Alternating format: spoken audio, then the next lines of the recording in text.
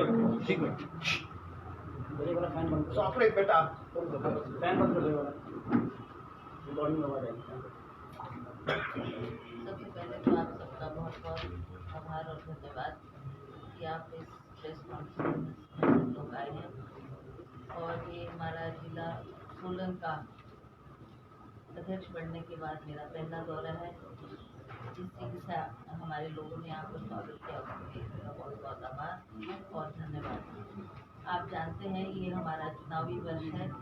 2022 में हम चुनाव का सामना करने जा रहे हैं, जिसके लिए हमारी पार्टी पूर्णतः तैयार है और हम इस चुनाव के मैदान में उतरकर अवश्य विजय होकर निकलेंगे। जहाँ तक कांग्रेस पार्टी की बात है, आप जानते हैं कि कांग्रेस पार्टी ने काम किया है और उन कामों को देखते हुए हमने पिछले जो बाई इलेक्शन हुए थे उसमें भी हमने चारों की चारों सीटें इसी वजह से जीती, क्योंकि लोगों ने देखा कि पूर्व की कांग्रेस की सरकार ने जो काम किए हैं और ये भाजपा की सरकार जिनको अब 5 साल पूर्ण होने जा रहे हैं, उनका कोई भी विकास के क्षेत्र में योगदान नहीं है। अभी मैं जानकारी हासिल कर रही थी, मुझे पता लगा कि जयराम ठाकुर जी यहाँ भी आए। जैसा उन्होंने अन्य जिलों में जाकर जो परियोजनाएं और जो काम सरकार के द्वारा किए गए हैं उनका विधिवत रूप से उन्होंने उद्घाटन किया। और आज कल परसों शायद वो इस क्षेत्र में भी आकर दौरा करके गए हैं।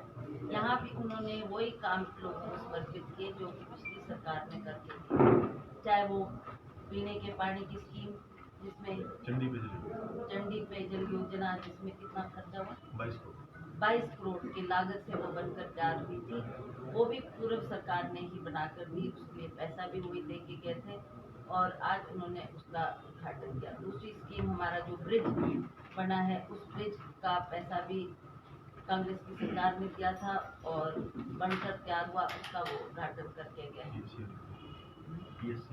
और एक PHC जिसका उन्होंने उद्घाटन किया, वो भी पूर्व सरकार की ही देन है। तो आज ये हर क्षेत्र में जहाँ जहाँ भी मैं गई हूँ, मुझे यही नज़र आ रहा है कि कांग्रेस की सरकारों ने जो काम किया है उसी का ही श्रेय भाजपा की सरकार लेना चाहती है और उन्हीं कामों का विधिवत रूप से उद्घाटन किया जा रहा है और ये कहा जा रहा है कि ये काम हमारे द्वारा किए गए। अभी हाल में ही प्रधानमंत्री जी आए थे और उस मंच से भी जयराम ठाकुर जी ने ये अनाउंसमेंट की कि 3 मेडिकल कॉलेज हमने दिए, जो कि सारी जनता जानती है हिमाचल प्रदेश की कि ये 3 मेडिकल कॉलेज पूर्व सरकार की टाइम में अनाउंस हुए थे और उन्हीं ने इसके लिए केंद्र सरकार से बजट की बात प्रोविजन किया और उन्होंने ही इन 3 मेडिकल कॉलेज की स्थापना की थी। आज वो लोगों में ये दर्शाना चाहते हैं कि ये काम भी हमारे द्वारा किया गया। आप जानते हैं कि पूर्व में UPA की सरकार के रहते हुए बहुत से काम हुए और हम जो जैसे धनीराम शांडिल जी यहाँ बैठे हैं, हम लोग दोनों एक प्रोफेसर चंद्र कुमार जी भी थे, हम लोग यहाँ से जीत कर गए और MP बनने के बाद हमने यहाँ की काफ़ी समस्याओं को केंद्र सरकार से अवगत करवाया और केंद्र सरकार ने हमारी उन बातों को सुनते हुए, चाहे वो हमारे को IIT दी, चाहे हमारे को रोहतांग टनल का काम करके दिया और उसी तरह से जो जो स्कीमें, चाहे रेलवे की बात हमने की, चाहे हवाई पट्टे की बात हमने की, तो उसके ऊपर केंद्र की सरकार ने हमारे को पैसे की उपलब्धि की। और जहाँ तक रोहतांग टनल की बात है, वो टनल का एक एक पैसा doctor Manmohan Singh ji prime minister उस वक्त उन्होंने हमारे को उसके लिए दिया था और उन्होंने ही इस काम की शुरुआत की और उन्होंने ही इस काम को समापन तक लाया। और जब उद्घाटन करने की बात आई तो माननीय प्रधानमंत्री जी वहाँ पर गए। बड़े दुख की बात है कि जो चिल्लिका पट्टी वहाँ पर लगी थी जिसमें श्रीमती सोनिया गांधी जी का नाम था, वो भी उन्होंने वहाँ से हटाई और आज उस पट्टी का कोई नामो निशान नहीं है, ताकि लोग ये समझे कि सारा काम हमारे ही द्वारा किया गया। पर वहाँ की जनता इस बात को जानती है कि किसकी देन है, किसने ये काम किया। और IIT की मांग हमारे मंडी क्षेत्र से आ रही थी, मंडी क्षेत्र में लोग चाह रहे थे कि एक IIT खुले। तो कौल सिंह जी के एरिया में एक कमान करके एक जगह है, वहाँ पर उतनी भूमि उपलब्ध हुई और हमने कहा कि जितनी आपको ज़मीन चाहिए वो यहाँ पर सरकारी भूमि उपलब्ध है, तो उन्होंने हमारे को एक IIT वहाँ के लिए सैंक्शन की। 8 IIT पूरे हिंदुस्तान में थी, 9वीं हमारे को हिमाचल प्रदेश की ये थी, जो एक बहुत बड़ी उपलब्धि हमारी सरकार की, पूर्व की सरकार की रही है। उसी तरह से आप नेर चौक में देख रहे हैं कितना बड़ा मेडिकल कॉलेज बना है, वो भी हमने ही मांग उठाई थी। हमने ही कहा था कि वहाँ के क्षेत्रों को के लोगों को बहुत बड़ी समस्या है, और चंडीगढ़ तक, PGI तक अपने जो उनके बीमार लोग हैं उनको पहुंचाना एक बहुत दिक्कत थी। तो हमने ये मांग की थी केंद्र से कि हमारे को एक मेडिकल कॉलेज मंडी क्षेत्र में मिलना चाहिए। तो आज आप देख रहे हैं नेर चौक में कितना बड़ा मेडिकल कॉलेज एक उस वक्त की सरकार ने हमको दिया।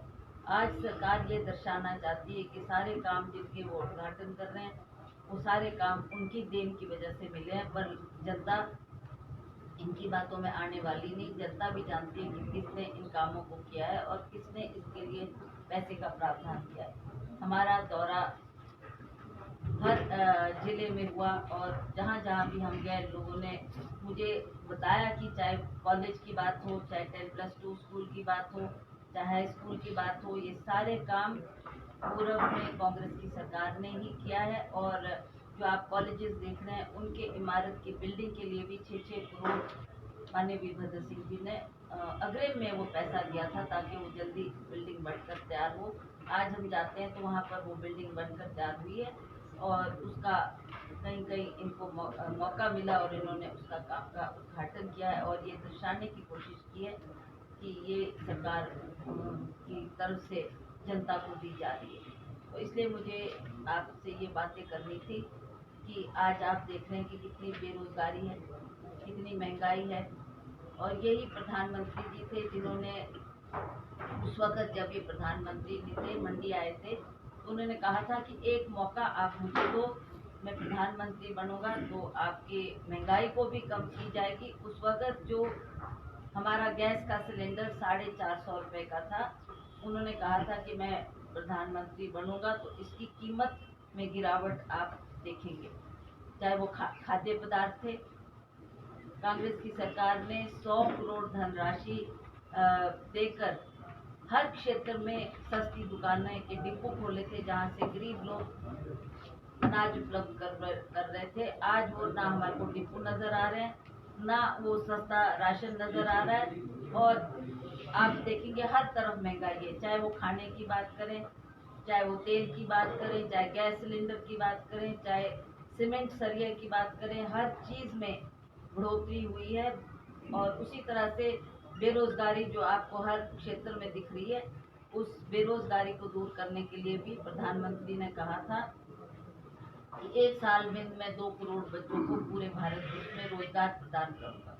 आज 8 साल हो गए प्रधानमंत्री जी को बने हुए, तो ना इन 8 सालों में कोई रोजगार उपलब्ध हुआ है, और ना ही हमारे बच्चों को कोई ऐसा प्रावधान जहाँ उनको नौकरी मिले।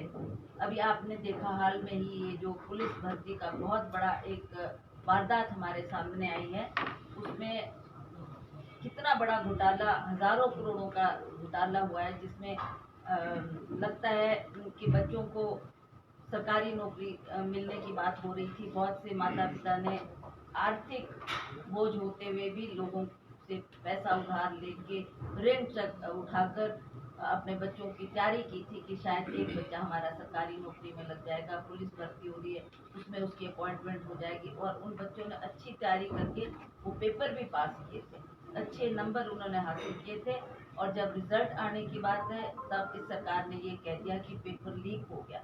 ये लीक नहीं हुआ, ये लोगों ने आपस में जो ये धांधलियाँ की है, चाहे वो पुलिस के टॉप लेवल से नीचे के लेवल से, सभी लोग इसमें शामिल थे, और सबने ये एक इतना बड़ा मजाक हमारे लोगों के साथ और बच्चों के साथ किया है, जिनका भविष्य अंधकार में पड़ गया।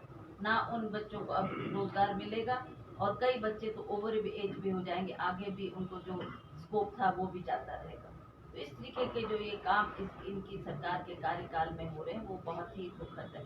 कल मैं मंडी ये कांगड़े का दौरा करके हमीरपुर होकर वापस आ रही थी। हमारे जंगलों में इतनी आग लगी है, इतनी आग लगी है कि जो हमारा जो ये पर्यावरण है, ये दूषित हो रहा है और किस तरीके से पुलिस की ये फॉरेस्ट विभाग के कोई भी लोग या अग्निशमन के कोई भी लोग वहां पर उसमें कोई प्रयास नहीं कर रहे उस आग को बुझाने में।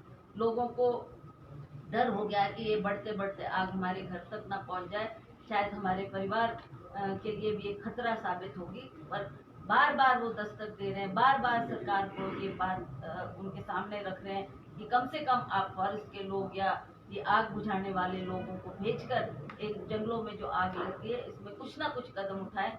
पर मैं देख रही हूँ कि कहीं भी इसमें सरकार की तरफ से कोई प्रयास नहीं हो रहा। उनके तरफ से चाहे वो आग लगे, उनकी तरफ से चाहे पर्यावरण का नुकसान हो, उनकी तरफ से चाहे वो जो हमारा ये पशु पक्षी है जो वहाँ रहते हैं उनका जीवन के लिए जो खतरा हो गया है, कोई चिंता नहीं है और ना वो इसमें कोई कदम उठा रहे। ये कुछ चंद सी बातें थी जो मैंने आपसे कहनी थी। अब चुनाव का वर्ष है, इस वर्ष में हम भी चुनाव के मैदान में उतरने जा रहे हैं।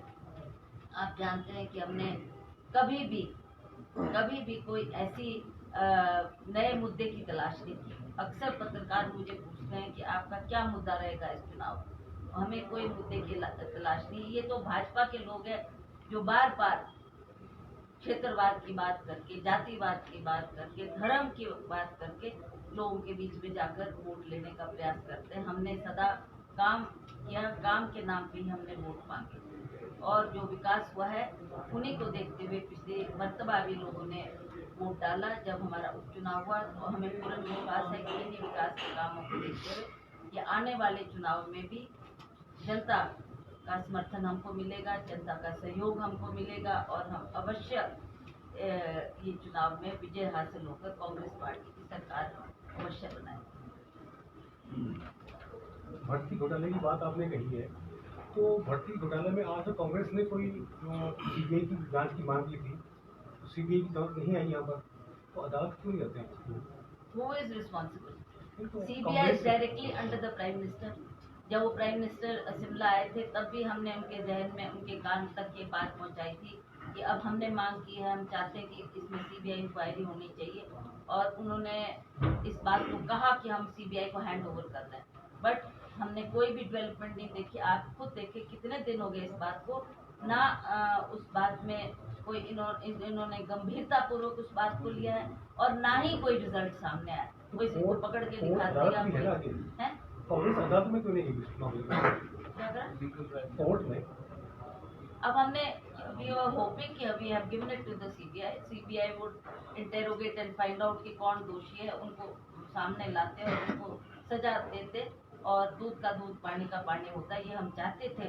पर प्रधानमंत्री जी ने भी उस दिन अपने भाषण में कोई इसका जिक्र नहीं किया। हालांकि he also must be knowing कि such a big scandal has happened in police department. But ना जयराम जी इसकी बात करते, ना वो इसके बारे में चर्चा कर रहे, ना वो लोगों को तसल्ली दे रहे। वो उन माता पिता को भी तसल्ली होती अगर वो सुनते कि जयराम ठाकुर जी ने कुछ उसके बारे में कहा या कुछ बोला, पर वो भी इसमें चुप्पी साधे में। मैम, ओपीएस को लेकर जैसे ओपनली बार बार कांग्रेस के लीडर्स बोल रहे हैं कि ओपीएस लागू करेंगे आने में, तो क्या जो और कर्मचारी जो आउटसोर्स है या कुछ और तरह के कर्मचारी, क्या उनके लिए भी कांग्रेस का कोई स्टैंड है या just OPS? No. So this is a very important issue and people are expecting कि कांग्रेस की सरकार बनेगी तो अवश्य हमारे को इसमें राहत मिलेगी। ये ओल्ड पेंशन स्कीम लागू करी जाएगी। हम मैनिफेस्टो तैयार कर रहे हैं, उस मैनिफेस्टो में भी हम इसको अवश्य डालेंगे और इस पर गौर किया जाएगा और सरकार बनने पर इन इश्यूज को। तो मैडम जी, ओपीएस राजा साहब के समय बंद की गई थी, तो फिर ये विरोधाभास नहीं हो जाएगा कि वो पूर्व मुख्यमंत्री इसको बंद करते, दोबारा कांग्रेस सरकार आ रही तो इसको बहाल कर रही है?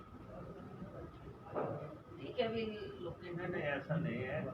अटल बिहारी वाजपेयी जी की सरकार थी और उन्होंने ओपीएस बंद की और स्टेट गवर्नमेंट्स को फोर्स किया गया कि आप जो है आप इसको बंद करें, अन्यथा आपकी ग्रांट्स रोकी जाएंगी। तो नॉर्दर्न गवर्नमेंट जो है इंस्ट्रक्शन फ्रॉम यूनियन तब बात हुई है, लेकिन अब कांग्रेस वचनबद्ध है क्योंकि हमारी दो सरकारों ने दे दिया, राजस्थान एंड छत्तीसगढ़ ने दे दिया और कांग्रेस ने एज ए पॉलिसी इसको अडॉप्ट कर लिया है। तो हम वचनबद्ध है कि हम ओपीएस देंगे और हमारा मैनिफेस्टो जो शार्दुल साहब तैयार कर रहे हैं, ये उसकी मेन हाईलाइट होगी। सर, आप एक तरफ तो ओपीएस बहाल करने की बात कर रहे हैं, दूसरी तरफ बेरोजगारी का मुद्दा भी उठाते हैं। आपको पता है कि जितना ओपीएस पर पैसा खर्च किया जाएगा उतना बेरोजगारों को रोजगार मिलने पर उस पर कुठाराघात होगा। तो बेरोजगारों के लिए आप क्या करेंगे और ओपीएस के लिए क्या करेंगे? क्या पुराने लोगों को पेंशन पैसा पाया जाएगा या नए लोगों के लिए रोजगार का सृजन किया जाएगा? ये पैसा बहाने का तो इशू ही नहीं है, ये दोनों चीजें आप युवाओं की भावनाएं नहीं समझ रहे नहीं, हैं। हम समझ रहे हैं, आपसे ज्यादा समझ रहे हैं, क्योंकि बेरोजगार जो है वो एक इशू है। 60 साल के इशू के बाद जो लोग हैं जो घर पे जाते हैं और जिनकी जेब में पैसा नहीं होता है, रोटी खाने की दिक्कत होती है, वो दूसरा इशू है। सारे इशू साइड बाय साइड चलते हैं, तो इसलिए ओपीएस हमारी कमिटमेंट है। और बेरोजगारों के साथ जो धोखा इन्होंने किया है, जो फ्रेम इन्होंने किया है, वो सारे प्रदेश के सामने है।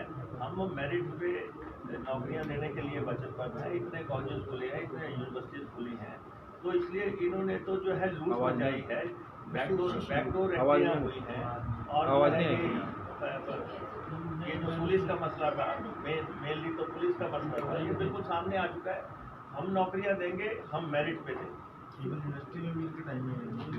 मैडम अभी वर्ष में आपको प्रदेश अध्यक्ष का कोई अहम जिम्मेदारी दी है, तो पार्टी की क्या रोड मैप है जीतने के लिए? कैसे कि पिछले कामों से जीतेंगे कि कुछ नया करने के लिए आप लोगों को जाएंगे नया करके? नया तो इनकी सरकार रही 5 साल, इनके कार्यकाल में तो हम कुछ कर नहीं सकते थे, but definitely we will come back to power, तो वी विल सी कोई नए इश्यूज जो हमारे सामने आएंगे उस पर ध्यान दिया जाएगा। हम भी डेवलपमेंटली काम करेंगे और जैसा पूर्व में कांग्रेस की सरकारों ने किया है उस प्रक्रिया को आगे भी जारी रखेंगे। मैम, कहीं ना कहीं कांग्रेस भी मानती है कि बेरोजगारी प्रदेश में बहुत बड़ी समस्या है। रोजगार के नए साधन लाने के लिए क्या रोड मैप कांग्रेस क्या करती है कि वहाँ पर जो रोजगार एवरीबॉडी नोज कि अनएम्प्लॉयमेंट इज एन इशू, है ना। आप जानते हैं कि पिछली मर्तबा भी ये इस सरकार ने, बीजेपी की सरकार ने लोगों को प्रॉमिस किया था, कहा था कि हम पावर में आएंगे तो हम आपको रोजगार दिलवाएंगे। प्रधानमंत्री जी ने कहा अपने भाषण में, उन्होंने कहा हम 2 करोड़ बच्चों को 1 साल में रोजगार देंगे, और आज तो 8 साल हो गए, 16 करोड़ बच्चों को रोजगार मिलना चाहिए था। तो वो उम्मीद जो उनको थी कि वे कुछ होगा, उसी उम्मीद से उन्होंने मोदी की सरकार बनाई। और यहाँ पर भी जयराम ठाकुर जी की जो सरकार थी उनको भी इसीलिए सत्ता में लाए थे, क्योंकि उनको लगता था कि शायद ये नई सरकार बनेगी तो ये हमारे बच्चों को, बेरोजगार बच्चों को रोजगार प्रदान करेगी।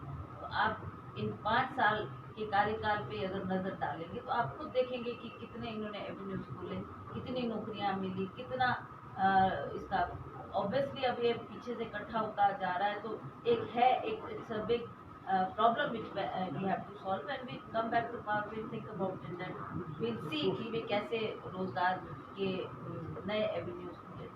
मैम, जब से आप प्रदेश अध्यक्ष बने हैं और पूरे प्रदेश का दौरा कर रहे हैं, रामपुर का जैसे दौरा हुआ, प्रतिपक्ष के नेता भी आपके साथ थे, किन्नौर कांगड़ा का दौरा हुआ तब भी आप साथ थे, तो क्या वजह है जो कैंपेन कमेटी के आपके अध्यक्ष बने गए हैं उनके साथ अभी आपका मिलकर दौरा नहीं हो रहा प्रदेश का?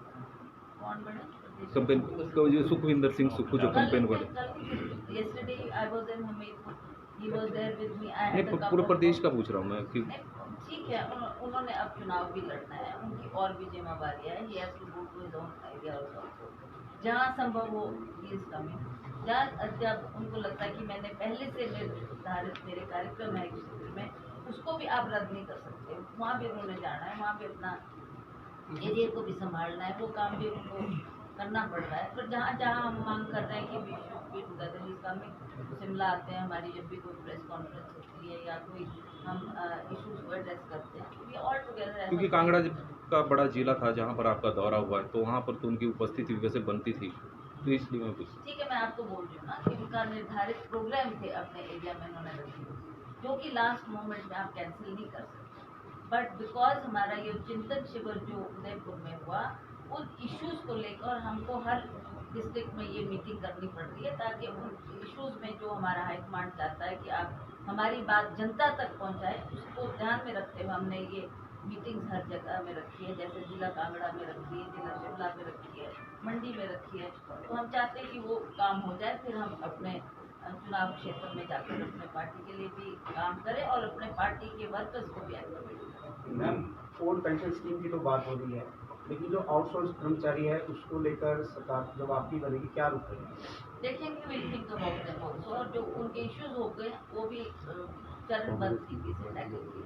हम जयराम ठाकुर का एक बयान कल परसों शाम सामने आया है, माँ बेटे वाली जो बात होती है, उससे कितना इत्तेफाक आप करते हैं? वो कहा है कि सेंटर में भी देखिए जी, सबसे बड़ी बात है जो हमारी पार्टी की प्रेसिडेंट हैं श्रीमती सोनिया गांधी जी, उन्होंने कोई इस वजह से नहीं मुझे बनाया है कि I am a member of Virbhadra Singh family. She has chosen me because I am member of parliament, thrice I have been elected, है ना। तो तब पहले मैं जीती हूँ, तीसरी मरतबा जब अभी एडवर्स सिचुएशन में मैं जीत कर गई, जबकि बीजेपी की सरकार केंद्र में भी है, बीजेपी की सरकार यहाँ भी है, मुख्यमंत्री डायरेक्टली मंडी से संपर्क रखते, उस हालात में चुनाव लड़ना कोई आसान बात नहीं थी। और जब मेरी ये जीत उनके कानों तक पहुंची तो अवश्य उन्होंने मुझे उसकी बधाई भी दी और कहा कि ऐसे हालात में आप जीत कर आई हैं। हमारे जो अवस्थी जी यहाँ बैठे हैं और 2 विधायक और वो भी वहाँ से उपचुनाव जीत कर आए, तो ये एक बहुत बड़ी जीत थी और credit goes to the people जिन्होंने हमारे को वोट दिया ऐसे हालात में भी। हालांकि उनके ऊपर भी कितना दबाव था, कितना प्रेशर था, कितना ये था कि नहीं इस बार को हमने भाजपा को जिताना, but in spite of all that we won and when we went to Sonia Gandhi ji made me, it is her choice कि वो किसको बनाना चाहती। As member of parliament she gave me this जिम्मेवारी, तो ठीक है, वो मैंने उस बात को स्वीकार किया और हम पार्टी के लिए काम करेंगे और पार्टी को जिताएंगे।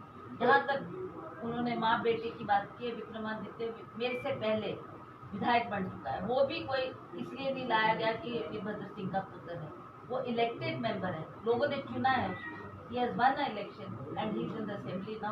So ठीक है, we are all of us, whether it is Rana ji, whether it is Shandil ji, whether it is Mukesh ji, हमारे Ram Kumar ji, Awasthi ji, we all are here, Vinod Sultanpur जी, तो हमने जॉइंटली काम करना है सब और पार्टी को जिताना है। इसमें कोई ये ऐसी बातें करना ये एक दिखा रहा है कि क्या मेंटालिटी होगी सरकार की। आपने काम नहीं किया, आपने विकास नहीं किया, अब आप ऐसे मुद्दों की तलाश कर रहे हैं where you have to talk on such issues. It is a internal matter, हम जिसको मर्जी बनाए, what is it a big problem for the BJP. आप अपनी बात करो, अपने विकास के काम करो, अपनी पार्टी की जो उपलब्धियां हैं वो लोगों के सामने रखो। मैम, कुछ साल पहले जो इंसिडेंट हुआ था गुड़िया वाला इंसिडेंट हुआ था, तो उसके बाद में जो भाजपा है वो सत्ता पे आई थी उसी को आधार बनाकर, और कई जो नेता हैं उनको अपनी सीट छोड़कर दूसरी जगह से भी लड़ना पड़ा था। लेकिन अब जो स्थिति है, कई स्कूलों में ऐसे हो रहा है कि जो छोटी छोटी बच्चियां हैं उनके साथ में गलत हरकतें हो रही हैं, टीचर्स कर रहे हैं। अगर पिछले 2-3 दिन की बात करें तो सोलन जिला भी इससे पीड़ित हुआ है। अध्यापक है सरकारी स्कूल के, उनके साथ में बच्चियों का हो रहा है, लेकिन यहाँ पर बच्चियाँ अभी सेफ नहीं है। पर लेकिन इसको लेकर जो कांग्रेस है वो नहीं कर रही है। पूरे प्रदेश का हाल यही है। देखिए, आप खुद देखना ना, किसकी सरकार है? बीजेपी की सरकार है यहाँ पर कांग्रेस का ऑपोजिशन ने तो उसको उठाना चाहिए मामला, पर लेकिन नहीं, ऐसी बात नहीं है। We are all concerned, but the thing is we are not being able to do anything. We are not being, let us come back to power. हमारी सरकार जब भाजपा थी तो भाजपा ने बहुत ज्यादा प्रोटेस्ट किया था, यानी कि अपनी सीट छोड़कर दूसरी जगह से भी लड़ने को मजबूर किया था। लेकिन यहाँ पर जो कांग्रेस है अभी बिल्कुल शांत दिखाई दे रही है। छोटी छोटी बच्चियां हैं।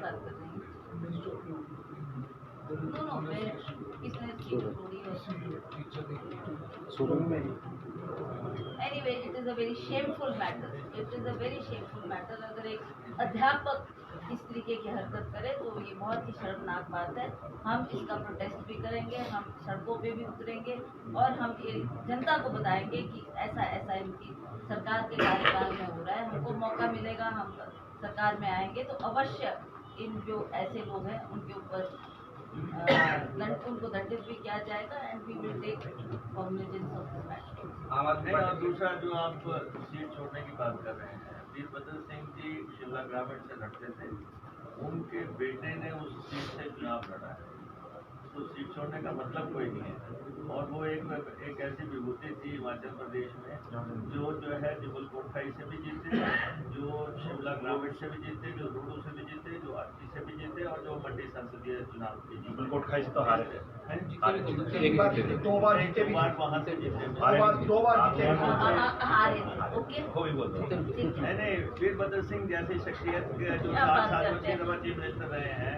आप सारी बात कैसे करके मुद्रा भी नहीं वो नहीं बोल रहा हूँ, आंकड़ा थोड़ा सही आ जाए ना, आंकड़ा सही आ जाए, आंकड़ा नहीं वो जो है जो व्यक्ति 9 विधानसभा चुनाव जीता हो और जो है यूनियन मिनिस्टर रहा हो 3-4 बार, जो 6 बार चीफ मिनिस्टर रहा हो और जो इस दुनिया में नहीं है, उनके बारे में इंटरेस्ट नहीं किया जाना, चर्चा होनी भी नहीं चाहिए।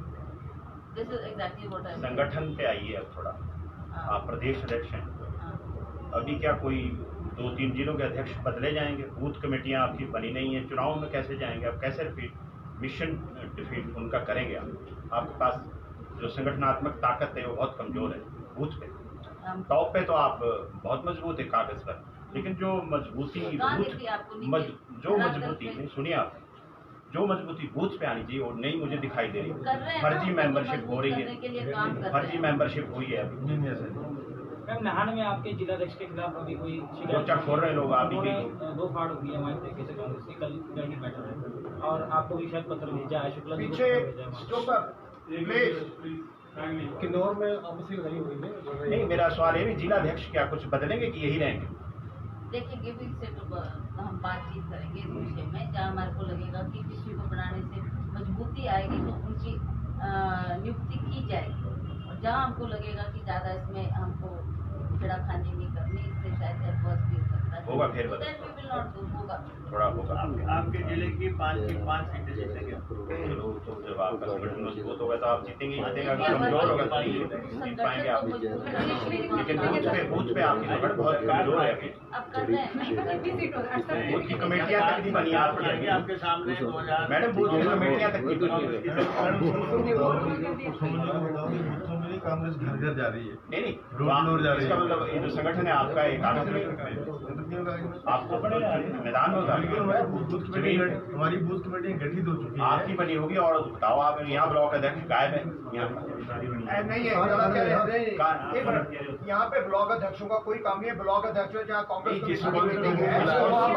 जहाँ वो कांग्रेस पिछली बारी कोई प्रेस कॉन्फ्रेंस वहाँ भी नहीं थे, वो भी पीछे थे बैठे हुए। मेरा प्रश्न ये भी गुटबाजी क्या पार्टी में है या नहीं, बात मेरा बहस करने का सवाल नहीं है, मेरा ये भी गुटबाजी है या नहीं। पार्टी वाइब्रेंट है, एक घर में बहुत लोग हैं और हम सरकार बनाएंगे नवंबर में। मुख्यमंत्री जयराम ठाकुर लाखों करोड़ों की सौगातें दे रहे हैं, हर जगह उद्घाटन और शिलान्यास हो रहे हैं, किस तरह देख रहे हैं आप? सब झूठ है, जो 1 साल पहले उन्होंने घोषणा की थी कोई पूरी नहीं हुई अभी तक। मैं मुख्यमंत्री जयराम ठाकुर अब कई जगह पे लाखों करोड़ों की सौगातें दे रहे हैं, कई शिलान्यास हो रहे हैं, उद्घाटन हो रहे हैं और कार्य चल रहे हैं, किस तरह देखते हैं आप कांग्रेस? देखिए हमें खुशी होती है अगर मुख्यमंत्री तब करते जब बड़े थे, 4 साल 5 साल पहले करते उस कार्य को, तो हमें खुशी होती कि this government is also doing something for the development of the state, चाहे वो शिक्षा की बात थी, चाहे स्वास्थ्य की बात थी, चाहे सड़कें बनाने की बात थी।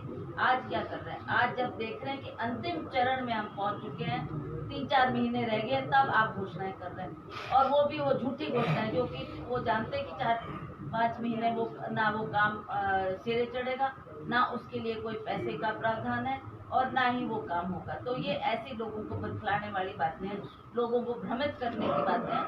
मैंने आपको कहा अगर ये सच्चे दिल से करते तो why did they not do it when they had formed the government?